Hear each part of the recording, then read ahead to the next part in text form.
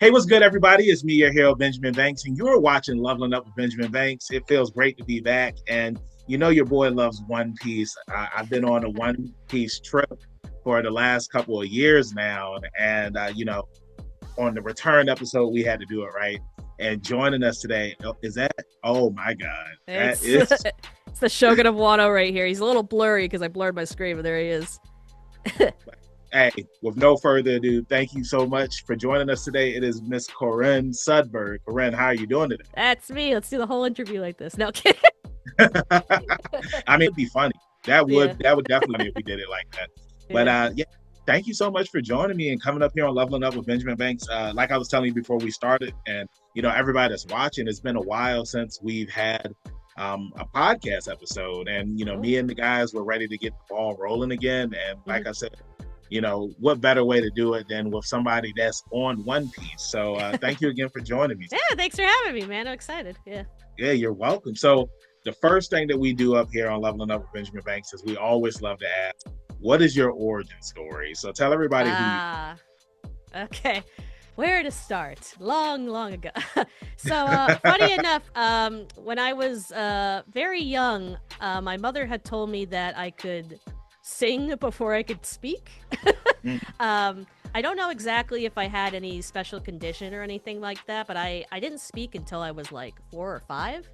mm. But if I could watch, like, I could recite the whole Little Mermaid movie and like sing all the songs and everything like that. But if I wanted something, I would just like point to it or go like, want that. So, um, after a while, like my mom thought like maybe I'd be into the arts. I took a lot of speech classes, acting classes, art. She kind of let me dabble in everything, and then I kind of came out of my shell because of that. And then yeah, I did acting and theater for over 10 years. Um, little plays here and there and stuff like that. Nothing any special, but and then after high school, I kind of had like confidence issues. Didn't really like to be on the stage anymore. With self-image and not fitting the right part. So I decided to take my career into being an animator. Because I also wanted to make my own cartoons. I got accepted to the School of Visual Arts in Manhattan, and I did that for a while. And that's actually when YouTube was born too. So I did a mixture of learning animation and then also discovering YouTube because I think YouTube started around like what 2007, 2008 or something like that. I want to say so Um, because that was back during those times where we were watching like 20 videos just to watch one episode of an yeah, anime. exactly. Yeah.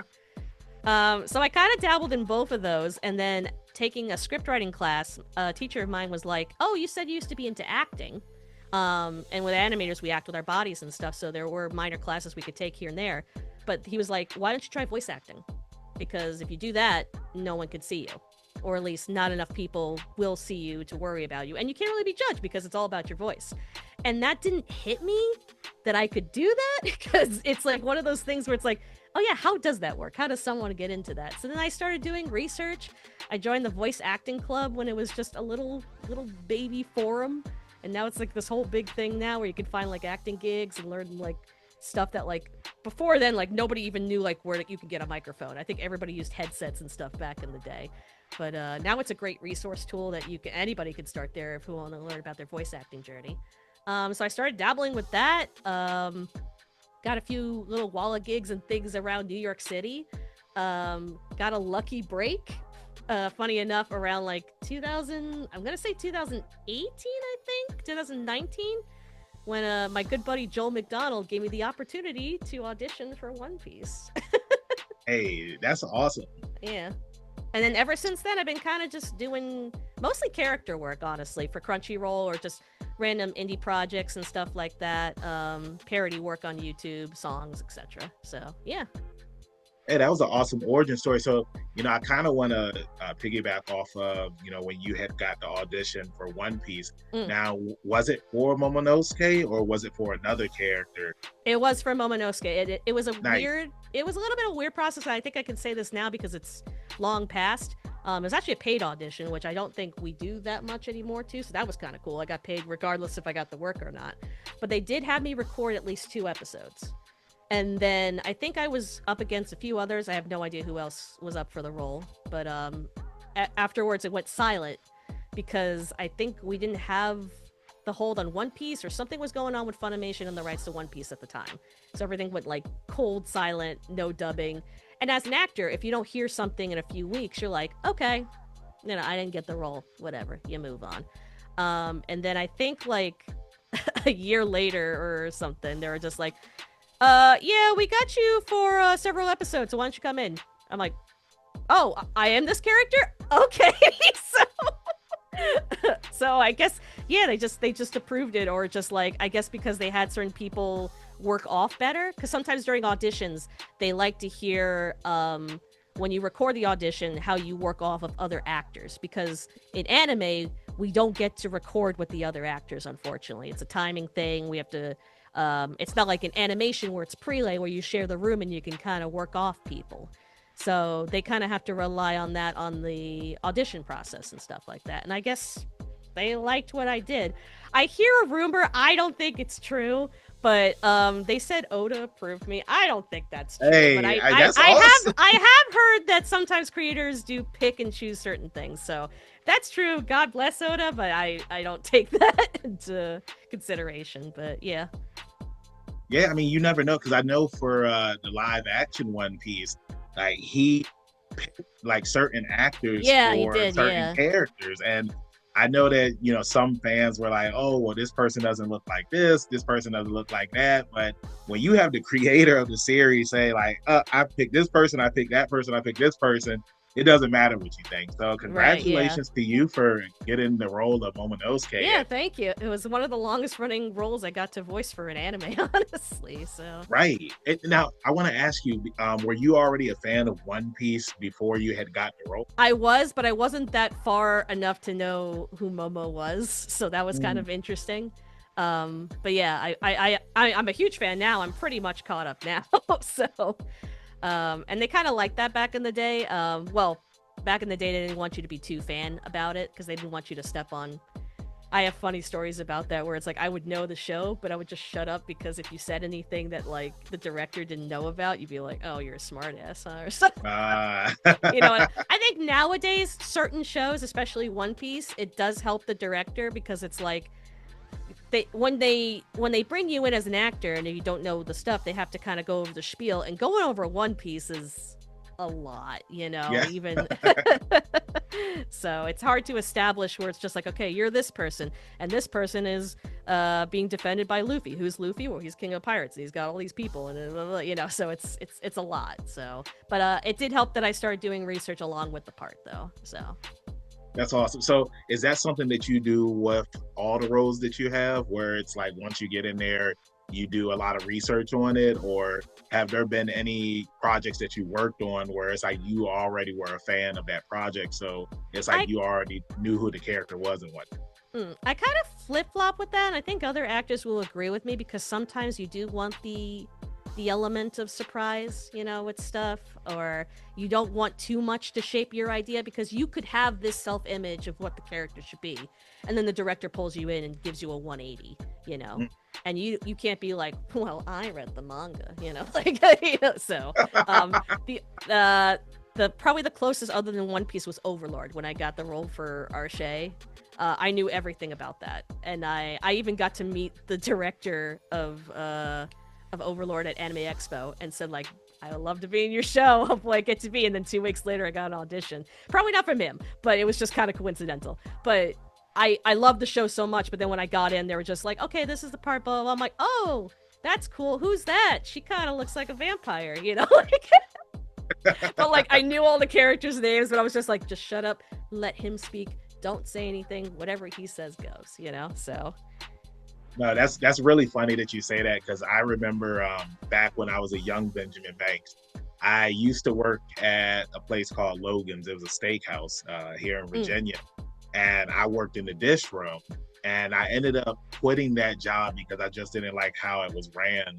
So I went across the street to Uno's, and I applied to be a dishwasher over there. And then when I got in there, I was just like, yeah, I've never washed dishes before. But then I'm in the kitchen, and then I'm just slinging dishes like this and keeping everything clean. I ended up getting Employee of the Week, but I had to act like I didn't know what I was doing. I was just like, oh, this is real funny. I mean, sometimes the biz is a little bit of luck. You kind of have to play a little bit, games, you know. As long as you're Yeah. not stepping on people's toes or causing trouble, it's fine to do a little sprinkle of stuff like that. You know what I mean? Right. So, something I wanted to rewind a little bit and go back to when you was telling your origin story and you was talking about the early days of YouTube and whatnot. I know that a lot of voice actors that we've interviewed, they talked about like before doing stuff on YouTube, they were doing stuff on Newgrounds. Did you ever dabble Oh. in? I dabbled in voices. I don't think I've ever was like too prominent like Kira Buckland or a couple of other people. But I was on the Newgrounds days doing like random stuff. Mostly Pokemon things or Pokemon parodies. I'm a big Pokemon fan myself, so if you needed a weird mascot character, I was kind of down for that. So That's awesome. yeah. So you're a Pokemon fan. I gotta ask you right now, we taking it all the way back to Gen 1. Bulbasaur, Squirtle, or Charmander? Which one were you choosing? It's Squirtle. As most fans know me, I am a water starter. I used to be competitive, and I think water Pokemon are just the most versatile. I also grew up in New York. I grew up swimming on the beach. I love swimming and stuff like that. So just being a part in training Pokemon like that, I can imagine myself being like that in real life. So yeah, I always, most of the line I go through the water starters. Probably Gen 2, I do love Cyndaquil. Yeah. But I think most of the gens I have always been a water starter person. That's very interesting. I feel like everybody that starts Pokemon, it's like if you start with one type, you always stick with that type. Because for me, I chose Charmander, and then in Gen 2, Cyndaquil, and so on and so on. I always chose fire type Pokemon. And just to also let you know, because you would choose Squirtle at a con here in like near Virginia, KatsuCon. Me and one of my friends, we're going to be cosplaying as Squirtle and Blastoise. They're going to be Squirtle. Cute. Yeah, because this year we cosplayed as Princess Peach and Bowser from Super Mario Galaxy in their wedding outfits. And the turtle shell that I made is the same. It can be used for Blastoise. So I'm just like, I'm just going to cut the holes in it, put the cannons up there, and so cute. I'm going to make the turtle shell for them, and they're going to be Squirtle. And we tried to get a War Turtle so that way we could have the 3 evolutions. I love a lot of the middle designs of Pokemon, and War Turtle is one of my top favorite Pokemon, and also just design wise. I love the fluffy ears and the tail. Yeah. It's just so unique from the other two. So I'm a big War Turtle fan myself. So yeah, no, I like War Turtle. I don't know, like when I was a kid, I thought Blastoise was okay, but when I got older, I was just like, man, those cannons that he got, like he can shoot the bubble gun and all that stuff. I will tell you this: when I used to play Gen 1, I had Blastoise, Charizard, Venusaur, Mewtwo, Vaporeon, and Pidgeot. That was my 6 when I went to go fight against. That's an interesting setup, especially with the 2 water starters there. Right. Well, okay. So look, with Vaporeon was more of he had a bunch of ice attacks. Right. He was your ice starter. Okay. Yeah, he was my ice starter. So like that was what I rolled with back. Because I think most people try to imitate like the original like Ash or like the Ash in the game kind of team, or have like a Lapras or something like that. But yeah, that makes sense. Or Dugong. Yeah, there weren't not too many ice Pokemon, honestly, in that first gen.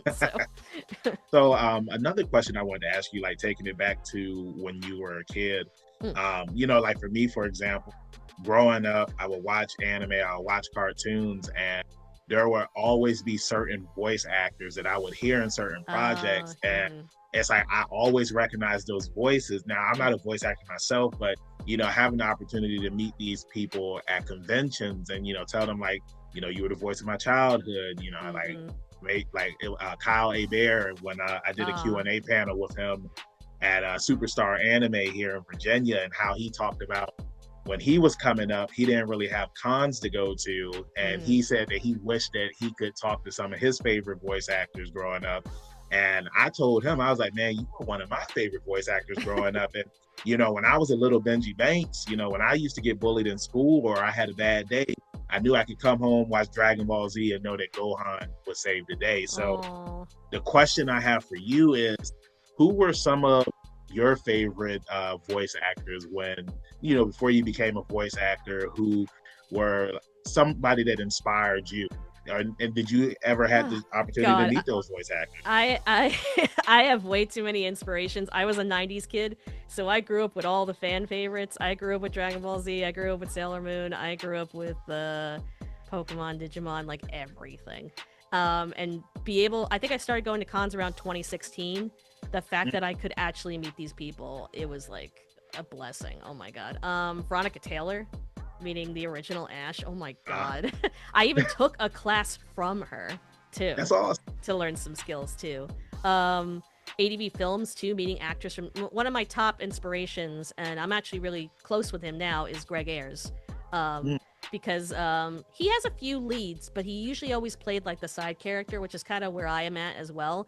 And he's just got such an interesting rasp to his voice, which I found out later was from liquor and smoking. But still, the the fact that he can create such an interesting texture in his voice, and that's what made me love certain voice actors, because I feel like back then you can point them out because of the textures in their voices. So definitely Greg. Greg's a cool guy.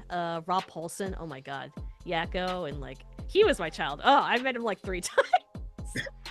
Who else? God, I can name so many. Tress McNeil. Um, gosh, who else? Hillary Higg, I believe that's how you say her name. Lucy Christian too. Like back in the days, like before anybody knew them, like from ADV Films and stuff like that. Like, yeah, I have been very blessed to be able to go to so many cons and meet a lot of the people that I grew up with. And pretty much most of them were amazing people too in real life. So that's also a plus. That's Um, awesome. I'm trying to think. I'm blanking on his name, but the original voice actor for Speed Racer, Mm. I got to meet him, because my dad always jokes, and he didn't even know it was an anime, but he grew up with Speed Racer, and he's like, "That's the reason you're into that stuff. It's because of me, because of Speed Racer." And I'm like, "You didn't even know it was an anime until I told you it was an anime." And all the voice actress who did most of the females and the kid on Speed Racer, her name is also Corinne Orr. So that was also cool to meet like another Corinne. Yeah, no, that's So awesome, man. yeah, I can go on and on, but yes, I've met a lot of my inspirations, and Tom Kenny, freaking SpongeBob, man. SpongeBob. Um, he gave me some great advice too, because I have gotten a lot of big supporting characters. I still haven't booked a lead yet. I've gotten leads in some indie games, but I would like to get a lead in anime. And Tom Kenny told me like, hey, I didn't get SpongeBob until I was like 40s. Right. So, as long as you keep working hard, or sometimes life just surprises you. And I took that to heart, even Mike McFarlane, my buddy Mike McFarlane, he didn't get, believe it or not, he's always been a director and's gotten stuff, but he never booked a lead until Odd Taxi, which is a Mm. very obscure show. It's really cool, but he plays the main character in that. And it's like he didn't get that until late into his career, too. So you never know what surprises could be happening. And I appreciate every one of those actors that took the time to talk, not just to me, but just to many fans to just come up to them, a little advice here and there about their careers and stuff. Yeah, no, that's always a good thing, because I mean, me, I'm a professional wrestler, and Oh, really? That's so cool. thank you very much. Yeah. And I've had the opportunity to like share a car or a locker room with guys that I watched on TV, and when I first started off in wrestling, I was super green. Like I would ask questions, but I felt like some of the questions that I was asking, it wasn't really getting me anywhere, but I always appreciated the advice. But now that I'm older and the advice that I get now from some of these guys, I'm just like, man, like I really wish that I would have took this advice or got this advice back when I first started in the For business, sure, because yeah. I feel like I would have been at a different level Mhm. compared to where I'm at right now. So I think it's really awesome that you had the opportunity to meet people who you grew up watching and who inspired you, and they gave you advice, and just letting you know that it's like, yes, you got a bunch of roles that you have right now, but you never know down the road where you finally get that lead role. Exactly, because this business is not just only skill and talent; it's a little bit of luck, So. Yeah, especially when you're competing against so many people. And Mhm. now I believe it was last year where you had the strikes going on because of AI and whatnot. For sure, Uh, yeah. We're still kind of battling things like that still. So yeah, it's a competitive market. There's a lot of bad factors that are kind of killing some of that market. But if you got a good foundation and you can keep up it, you'll make a career out of it. Right. So I want to ask you because I just interviewed Wendy Lee at Oh, Wendy. NecoCon here in Virginia, Mm. and she gave me her take on how she felt about people using AI for anime and cartoon characters and whatnot, and kind of the direction it's kind of going is like some studios are using AI, like Timbaland, for example. He created AI artists, and Mm. you have actual artists out there that are looking for opportunities, and now you have people just creating stuff. So what's your take on AI and how, like, sometimes it's like you just don't know if it's you, Corinne, or if it's a computer AI? Right. I haven't dug too deep, but I know a lot of my friends have had their voices stolen, and it's just heartbreaking. Because they're doing the whole loophole thing where it's just like, well, if it's art, it's already out there, so I could do whatever I want. It's just like, I mean, come on. At the end of the day, you're stealing someone else's voice. Like it's getting to the point where it's like, we need to have a little heart in some of these things. And I really don't think the results from AI really that I've seen are not even delivering good results in general. So it just seems like a matter of time before the bubble pops and people realize that this is just kind of a waste of time. I'm not saying AI isn't useful. It's useful in different departments. Like I've heard it being used in the medical field for certain aspects and stuff like that. That's great. I don't think it should take away people's jobs or affect art to the point Right. that it's like we can't even recognize what art is anymore. There's even a lot of anime cons that are now strictly because they caught this guy actually that was doing AI Disney art, and he was Mm. ripping off people with his stuff. And ever since him, I think a lot of cons, especially the Comic Cons and stuff, are cracking down on checking people like we don't accept AI. So there are people out there that are saying like, hey, this is not real art, guys. So Yeah, and it just sucks because, like, piggyback off what you're saying about like some cons where you have artists or wannabe artists, fake artists selling AI art, and like they slip through the cracks, and sometimes you just don't know. And it's very unfortunate because there's a lot of people who put their blood, sweat, and tears and time that's what and I mean. They're energy. missing the whole process of why we even make art to begin with. Right. We're so quick to get things done and to get results, but the whole process is supposed to be like a steady journey. Some are faster, some are slower, but that's what makes the journey to creating so fun. And Right. they're just erasing that part, and I feel like that's just so sad. No, I 100% agree with you on that, man. And like, hopefully you still have a new generation of people that'll come and they actually want to learn the craft, because Mm-hmm. I feel like when you actually do something yourself and you get that experience, it's so much more worthwhile than just feeding something into a system and just putting it out there. It's the same thing like with crafting with cosplay. A lot of stuff I use foam for. I got to cut it up. I got to glue it. I got to do all this stuff with it to make it look nice. For And sure, yeah. I know that some people, they talk about 3D printing because it's a lot easier and Mm-hmm. it doesn't take as long, and the stuff will look a lot more cleaner. But nothing against people who do 3D printing, but I feel like if you're like cutting foam, it requires so much more skill, because if you mess up, then you got to buy more foam.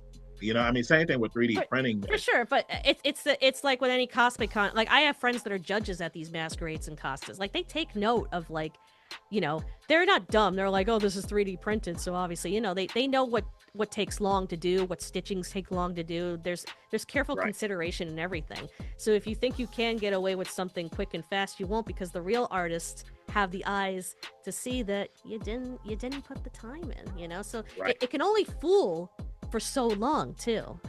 Right.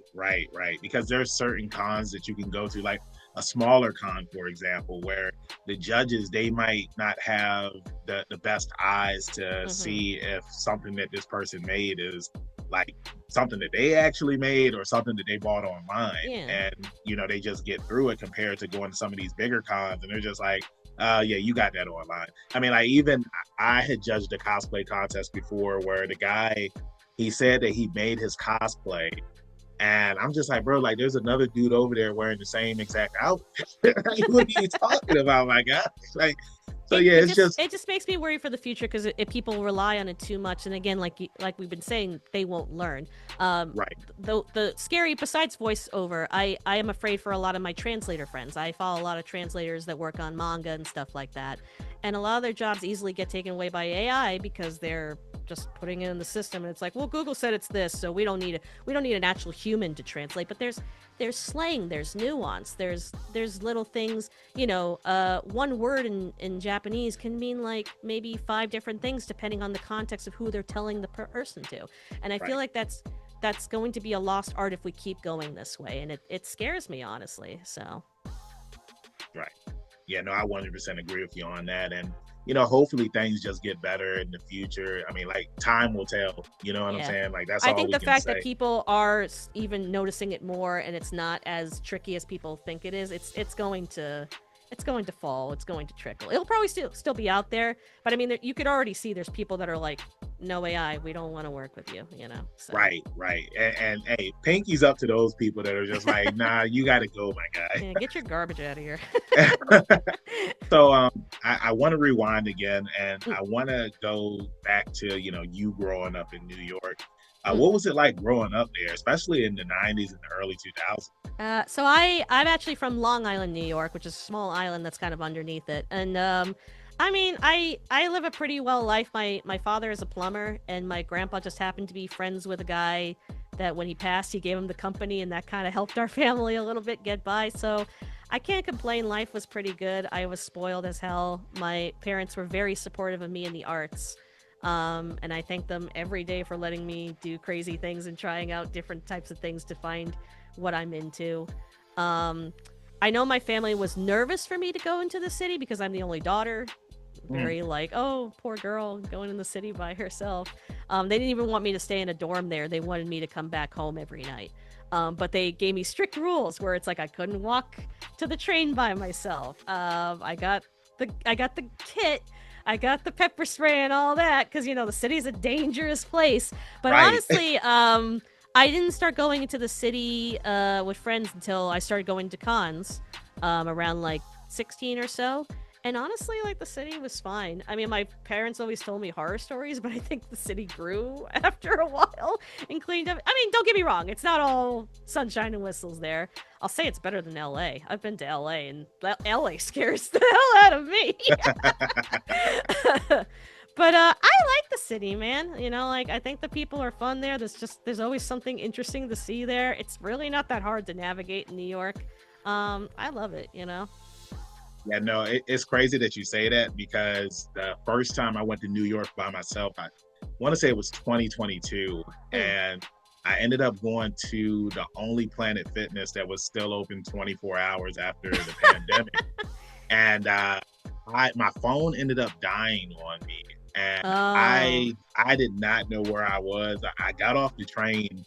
I mean, yeah, I got off the train, and when I came up out of the subway, like I saw cop cars everywhere. It was dark, and I'm just like, bro, where am I at, man? I'm not in Manhattan anymore. And so I'm walking down the street, and like I see all of this graffiti on all the walls and all these Mm-hmm. murals and whatnot. And as I'm walking, like I look over and I see the Apollo Theater, and I'm just like, oh snap, I'm in Oh, Harlem. yeah. And I really wanted to take a photo of it, but it was like 10 something at night, For and I was sure, just like, yeah.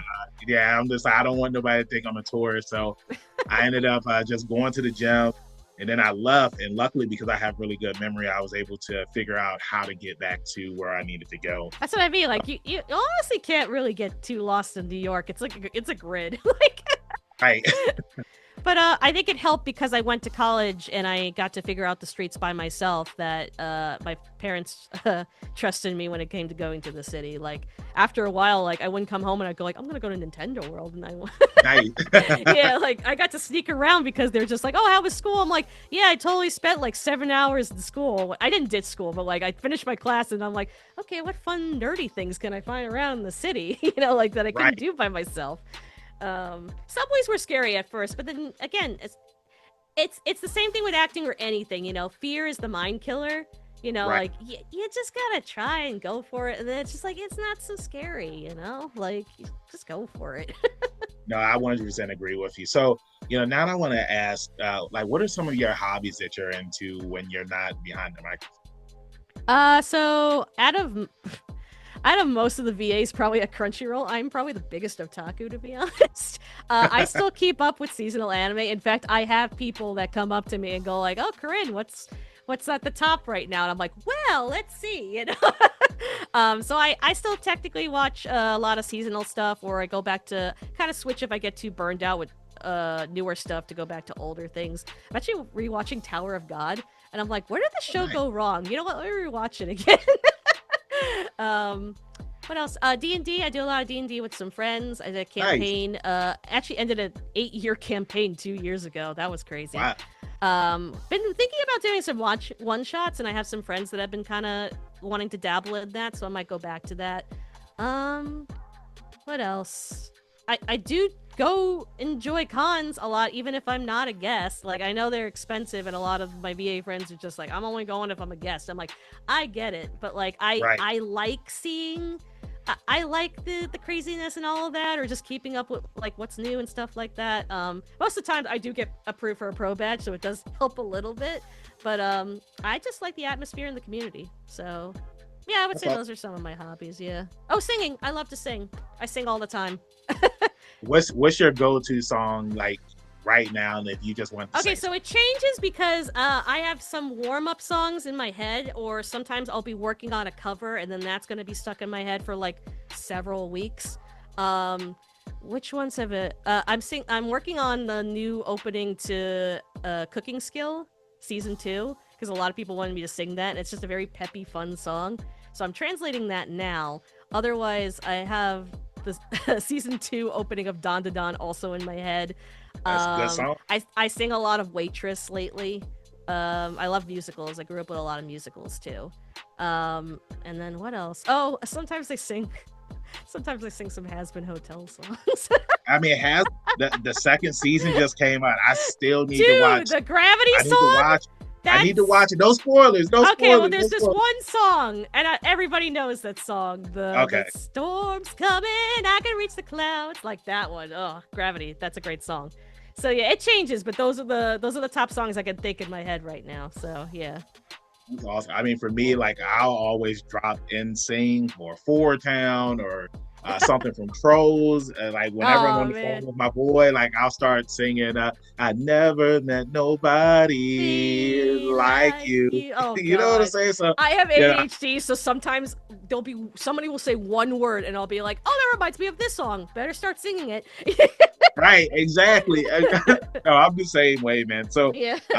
because we're getting close to the end of the interview, and there was like a few more questions that I wanted to ask you. Yeah, sure.